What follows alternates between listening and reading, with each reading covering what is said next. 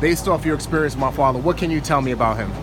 Your dad, John Adeleke, was your dad, right? First of all, he was my late father's extremely close friend. Yeah. And he was a very unique Nigerian.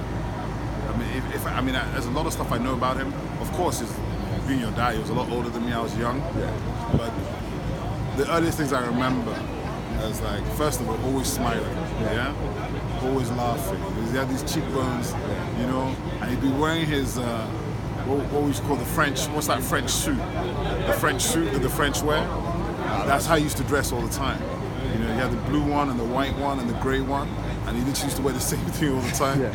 And the man what's very interesting is that for a man who was so innovative and so ahead of the time, because I'm thinking about Lagoon City, I'm thinking about the World Teleport Organization, I'm thinking about the World Trade Center. That's a lot. Yeah. Before 1981, right? I think he invested like £8 million of his own money to reclaim all the land that became Maroko, that became Banana Island, that became Lekki Phase 1. I mean, if you look back at that land now, that land is worth billions of dollars. Unfortunately, because of the nature of the things here, the Lagos State government, after giving him the right to take out the land, then you got a legal issue where somebody came to take the land after he had invested back. Now, obviously, we all understand law. Anything you build on land that belongs to somebody else, that actually belongs to the person. Yeah. So, I mean, your brother John has been in court on Banana Island since 1996. And as far as I'm concerned, your father, John Adeleke, owns Banana Island. Yeah. He owns Maroko, and he owns Osborne Phase 1.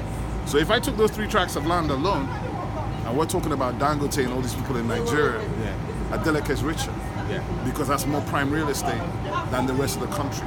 The real thing is not even about that. The thing is about the vision he had. Yeah. Because Lagoon City was a project that encapsulated Formula One. It encapsulated all the concessions. He had signed joint ventures with McDonald's, Marks and Spencer, the foreshore development, the waterfront, Disney. I mean, this is one man, by the way. Yeah. This is before 1987. He's already done all of this. He spent that money before 1982. So already what you have is the insecurity of those in government at the time couldn't deal with an entrepreneur at his level. And therefore they came after him and they took the asset. But such is life that I believe there will be restitution, because that case is still in court and we're still watching. And those who know the story know the story. But that's just on the business side. I think as a visionary, World Trade Center, for the World Trade Center in New York to have an African on the board since 1981 is enough. I mean, that says enough. What else? What else does anybody want to say about it, right? And your brother John has been on the board since what, 1990 or so, and has maintained that. I think he just resigned off the board. But even whoever the next African representative is, it is John that's going to recommend them. And if that was the only thing your father had achieved in his life, that was almost enough. Because if you think about it, for the biggest World Trade Organization in the world, to have a Nigerian as a charter member, the World Teleport Organization, which came way before GSM and mobile, and if you think about what's happening with GSM and mobile now, so to me, your dad was an innovator. I think he was one of the first black people on the Town Planning Council for London in the 50s as well. Because, so he to me, and like a lot of his generation, just like my dad, I think these were people that were never restricted by where they came from.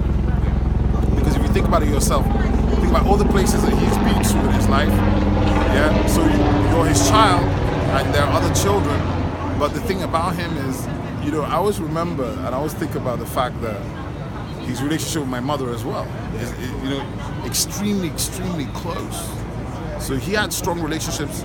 You know, Ben Wong, who was definitely the most famous artist that ever came out of this part of the world, was my father's cousin.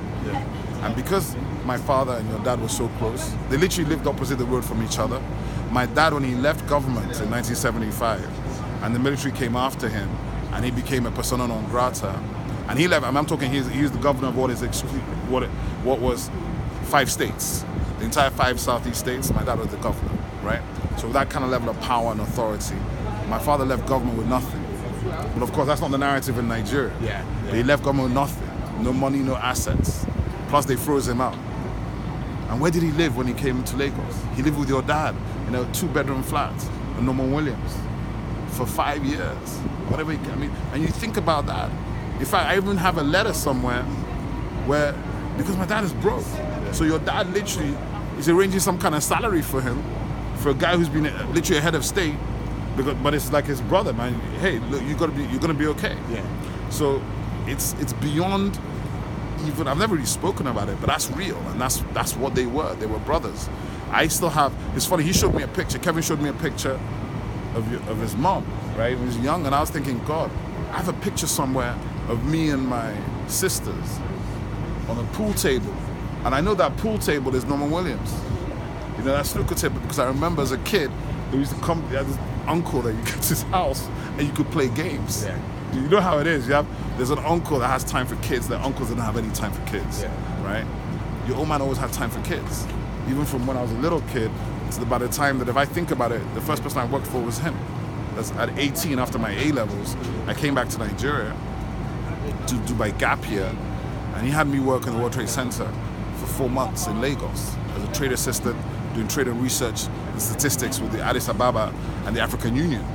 And he actually wanted me to go to Paris to go and work with the International Chamber of Commerce, and that again would have been on his recommendation. But you see, all these things he was doing, I actually drove with your dad. The day after Awolowo died, I drove with your dad to Ikenne. Just the two of us. He drove. He had his little blue Volkswagen Beetle. And people think your dad is eccentric. He's walking around with his sandals and his French suit and the little Beetle. I'm like, but the man owns all this stuff. Yeah. He's not concerned by it. Yeah. He's not materialistic. He wasn't acquiring these things to show off to anybody. He was trying to acquire them to do development and build real estate, and he was ahead of his time. Yeah. It's just, that's just what it is. Yeah. Now, when I think about all of that, and I think about where Lagos is today, for many years, Lagos State tried to do his projects, but they can't do it. You know, you can't steal a man's vision. It's impossible, right? So I'm not even saying they try to steal his vision, but you know how it is. We've sat here in Lagos, and you can ask any Lagosian. They keep hearing, oh, Lagos wants to do this project, wants to do that project. And me, I know where the project came from. I know where the original idea came from. The original IP is his. Lagoon City encapsulated every single thing that anybody ever wanted to do in this city. Yeah. From drive-in cinemas to foreshore development, from the lagoon to the ocean side, from the fast food restaurants to Formula One to Disneyland to entertainment areas, he had it all in. Yeah. And Lagoon City was a new town development. And I think about it now, and I know the kind of developments that people are doing, and that window in Lekki is a window that has probably seen about $20 billion of development in the last decade, right? So when you think about it, you know that he was seeing way ahead. I mean, he was seeing like 30 years ahead. And a lot of guys don't see that. You know, I call it the helicopter view. You know, when you're standing on the ground level, all we see are the guys here. But if you go up here, you suddenly find out that this place is not that populated. That actually all that land over there is empty. And the one over there is empty too. But when we're standing here, it looks like there's traffic. But some people have the vision to see beyond the traffic. And that was your dad. He had that vision. Unfortunately, it was the military government times. It's a lot of impunity. A lot of actions being taken by people getting away with stuff, which at the end of the day, as far as I'm concerned, is daylight robbery. Yeah. Because he put down that money. He was never paid back that money. He never got it back. So if you extrapolate £8 million, which is the minimum in 1982 to today's money, who knows what that money is, right? So, and these are real issues.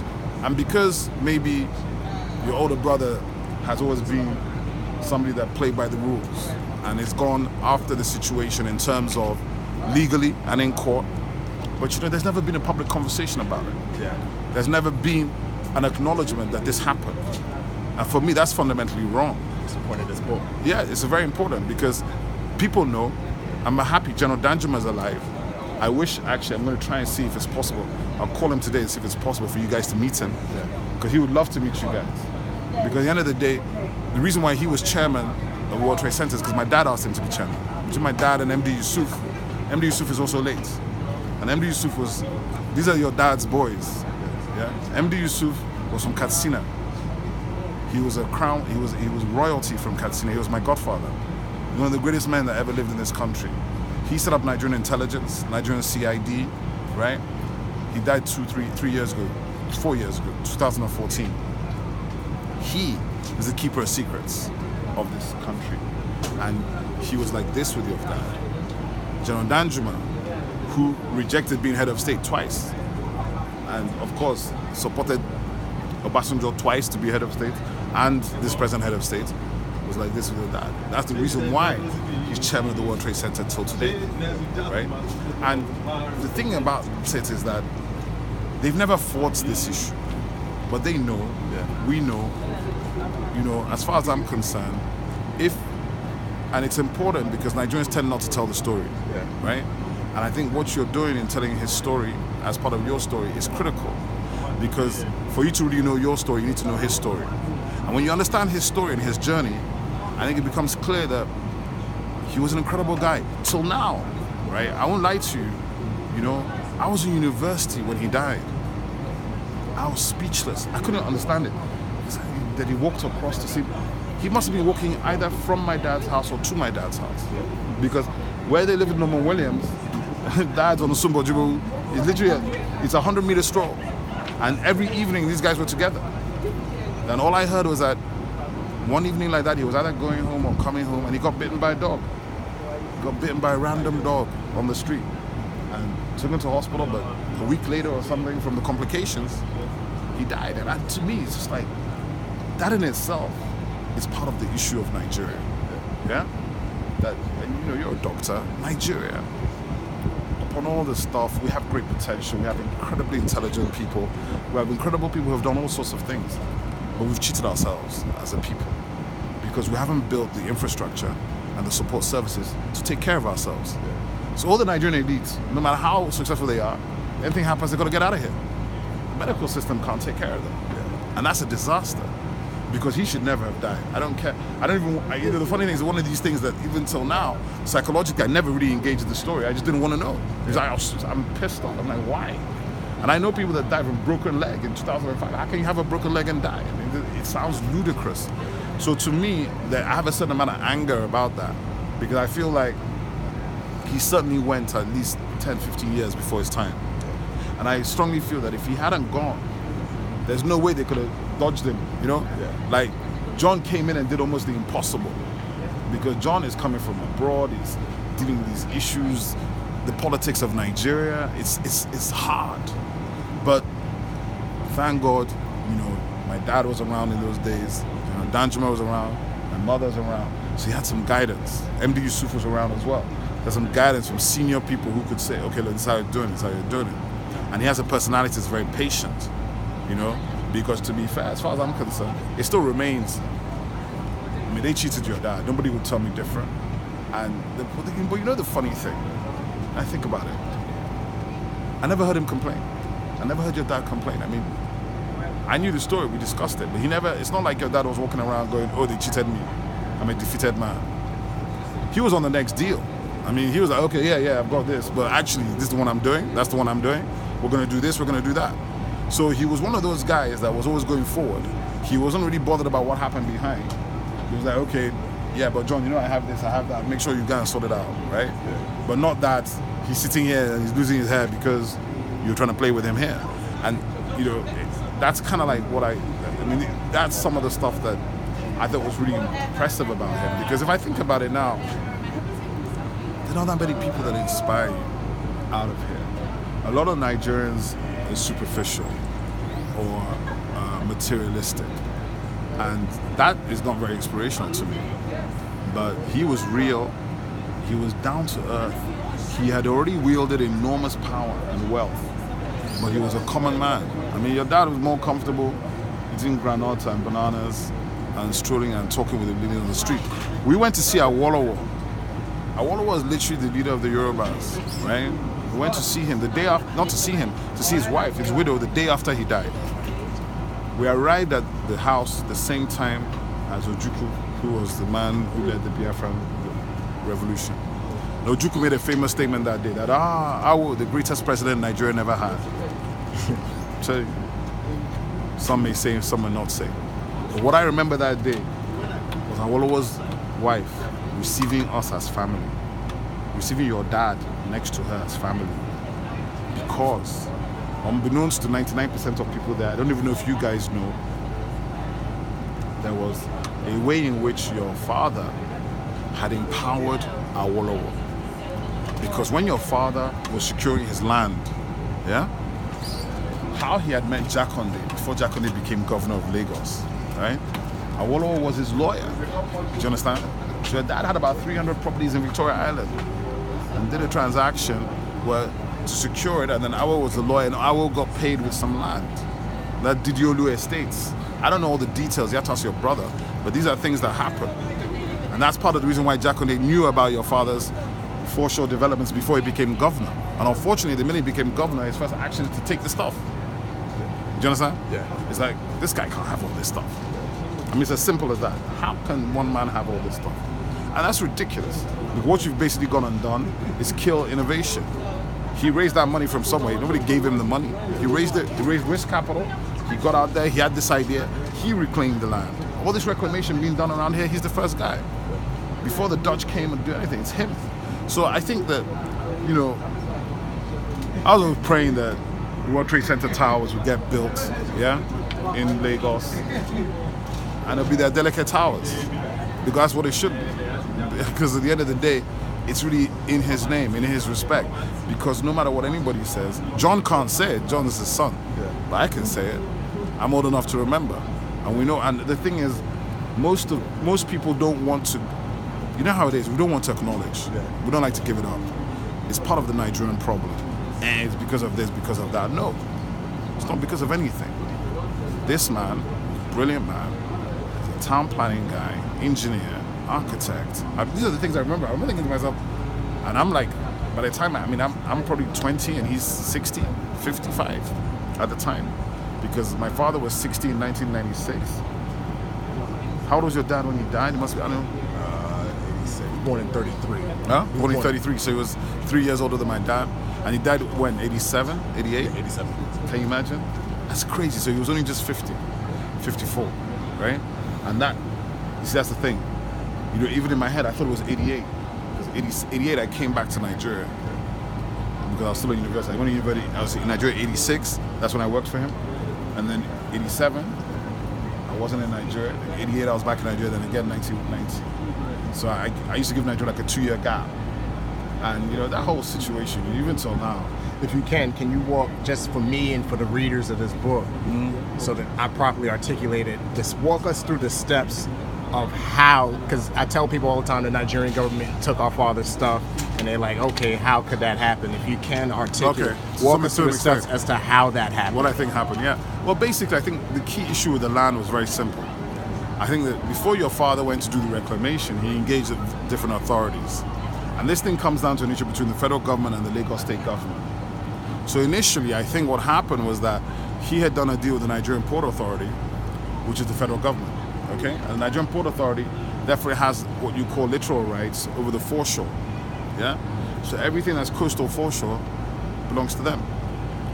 So having done the deal with them, he went and reclaimed the land and invested his money.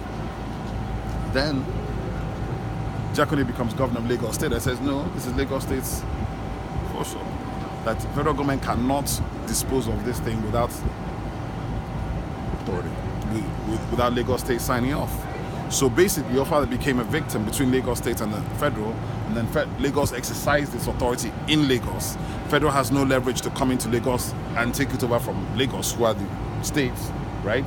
And with all of that happening, the transactions and his investment gets lost in the flow. And now, so that particular issue, he had sued. I'm pretty sure that the principal case is against Lagos state government, not against the federal government, but all parties will probably be joined. The actual date of the case, I don't know, but I'm giving you as close as I can remember. The fundamental issue is he had the right to develop, he had the right to reclaim, he invested the money, and then they changed the rules after the fact. And then the way they changed the rules is by the other party saying, no, those ones that give you the rights do not have the right to give you that right. Yeah? So now it becomes a legal argument. And my problem is, justice delayed is justice denied. This is 1983, we're in 2018. It's 35 years. It's ludicrous. So even if what we expect is the Supreme Court of Nigeria to come and say, okay, what's £8 million in 1983? I don't know, but there's a way they work it out. If it's 75 million today, agree it, settle these guys. Lagos State cannot say they don't have the money, they have the money. Yeah. Do you understand what I'm saying? You know, and I do believe the case will be resolved. But the issue is, it needs to be pushed and it needs to be driven to the natural end and conclusion. That's my real belief. In terms of the data, what I would suggest is, and you're in town, is that you speak to Theo Emua. Theo's the lawyer that has been on this case non-stop for the last 10 years. And he's in Lagos, and he can give you the entire brief, the entire thing. I'll look for his number and call him and say, listen, and his brother is CEO of Citibank here. These are guys that are very close to your brother, and they know the details. It's not theoretical. He has the entire case file. He's been on the case for at least 10 years, and they won't stop being on that case till they win, and I believe they'll win.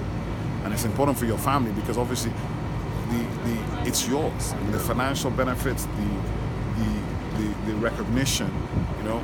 And you know, in Nigeria we don't tell stories, right? So nobody records things and they don't tell the story.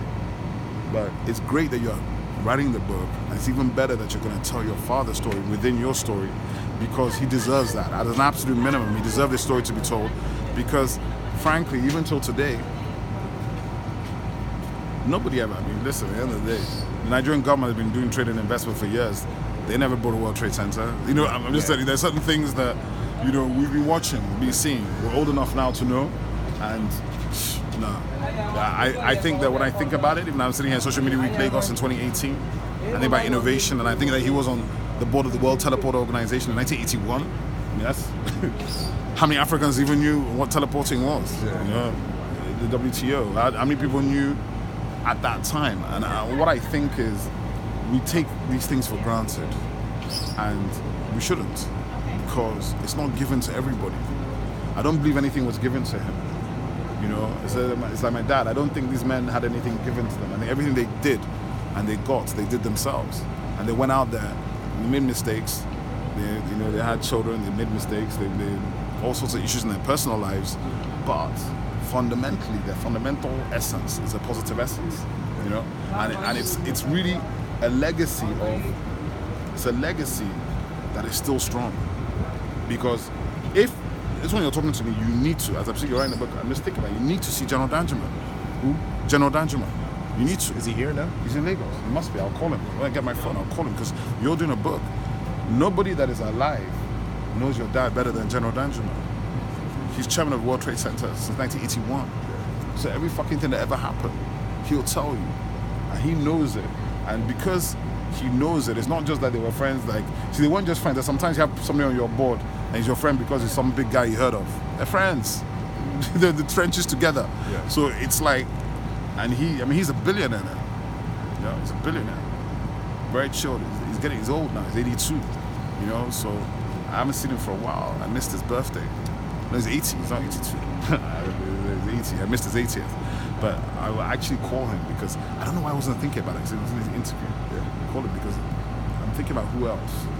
I mean, there are other people, of course, but at that level, it's General Danjuma, because the others are gone. The others have died, and that really knew him, really understood the work he was doing. I mean, John, of course, knows so much more. But then, the period I'm talking about, John wasn't even around. Yeah. You know, the period I'm talking about, John was in England in university or whatever. Yeah. When I was working with him, John wasn't in Lagos at all. I probably saw John in 83, 84. Not even in that period at all. And then when I came back in 1990 for law school and I moved back to Nigeria, then I started seeing a lot of John. John was in my house literally every day, because it's like family. And you know, this Nigeria, you need to have somebody that will be in your corner to advise you, support you, guide you when you're going through all the nonsense. And he's been going through that nonsense for 31 years. Because in essence, it's fighting restitution, you know, and maintaining the brand and keeping the name out there. And he's done that incredibly. I mean, you know, John, everybody knows John, right? At a senior level. And that's important, because that's the level at which, you know, your dad is. All this stuff. And I see Eko Atlantic City. When I see, that's Eko Atlantic over there. When I see Eko Atlantic going up over there, right? And this is reclaimed from the ocean. And it's a multi-billion-dollar project. It's your dad is the inspiration. There's nothing you can say to anybody ever, right? All of this stuff, look at it behind you. All this becomes all the way around. All this stuff. And Lagos is a city of islands.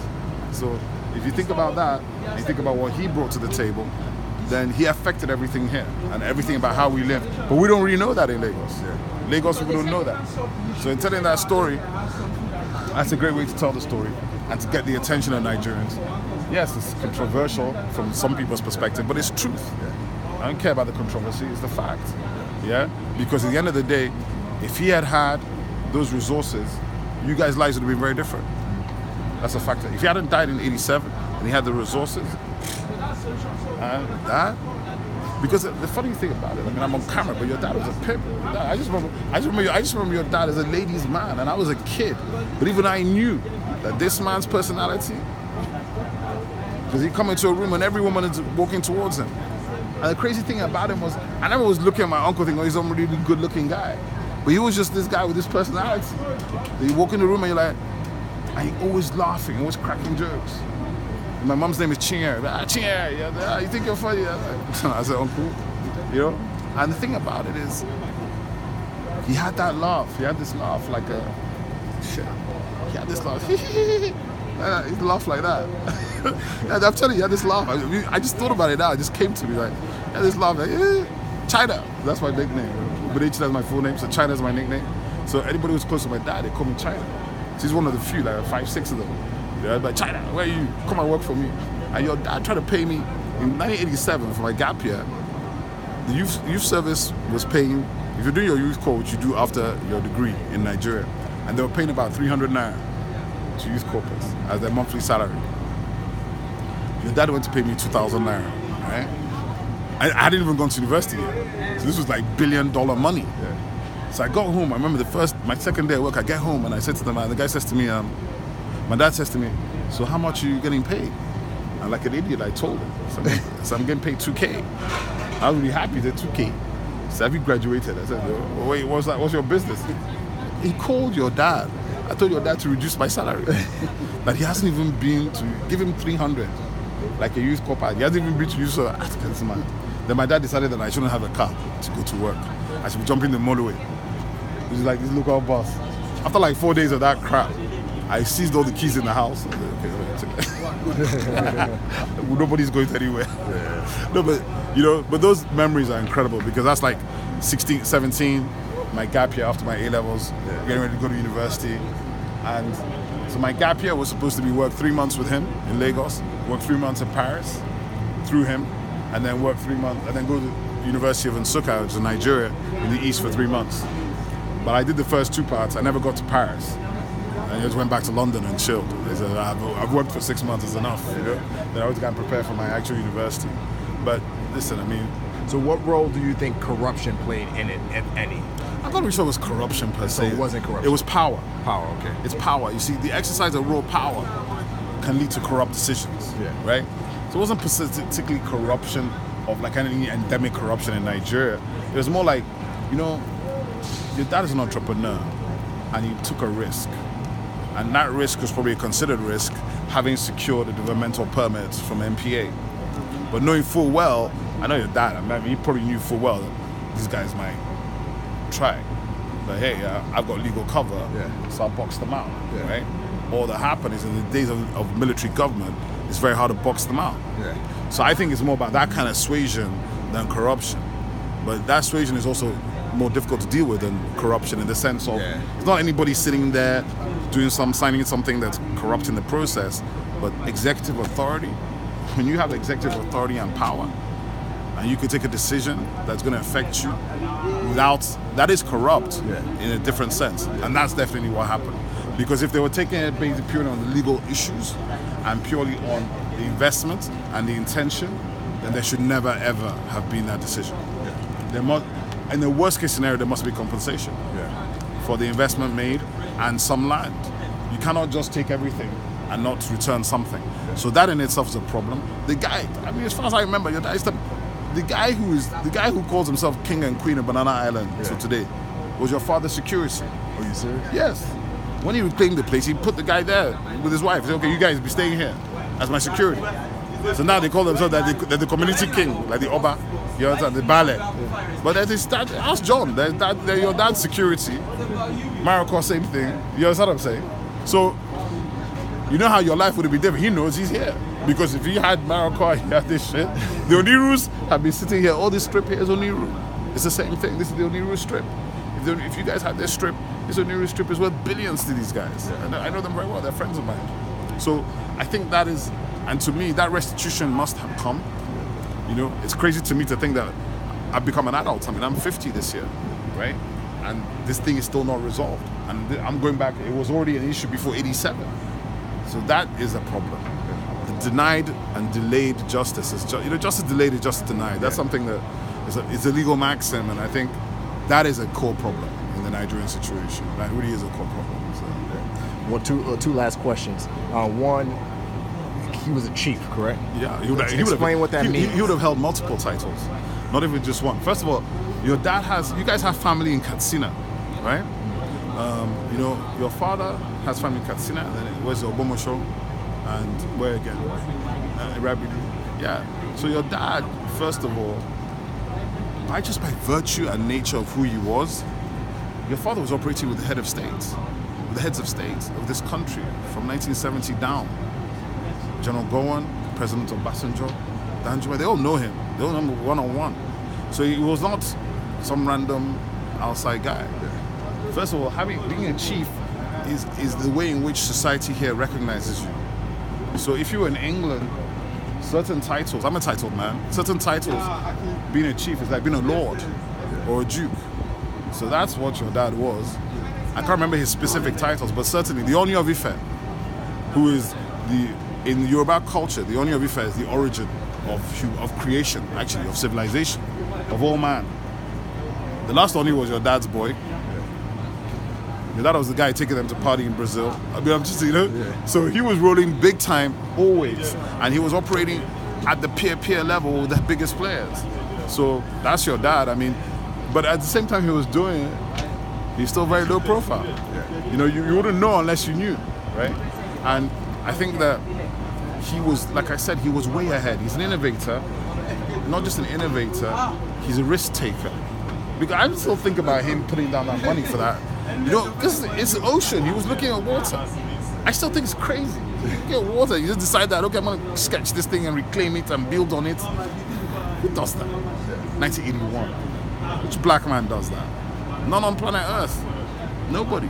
So he's the first guy. A lot of the stuff that's happened here since that time, he certainly inspired it. So that is an absolute fact. That's not even theory. His specific titles, you'd have to check. But I would be very surprised if your father had less than 10 titles. Yeah, I would have expected, because when you think about it, it had titles in, the Awolowo's probably gave him a title in Ikenne, okay? Lagos, most definitely, his hometown, probably in Katsina, because he had some kind of relationship with Katsina. Your grandfather, yeah? And you guys have some Hausa blood as well. Yeah. And some Fulani blood. It's not Hausa, I think it's Fulani, Fulde. There's some languages that the Fulfulde is the key Fulani language, and I believe that your paternal grandfather or great grandfather is from that side, and then he emigrated down. It's like my wife's father is Bakari, but he emigrated from Katsina to Lagos, and now became Bakari, spelled with an E, the Yoruba style. It was an I before Hausa style. So the thing is, the migration across this part of Nigeria has been going on for 100 years. So if you really check it properly, you probably find that, if it's Katsina, the Katsina people are also tied to the Fulani, the royal families there, and that's also tied to Chad, Niger, and that whole part of the world.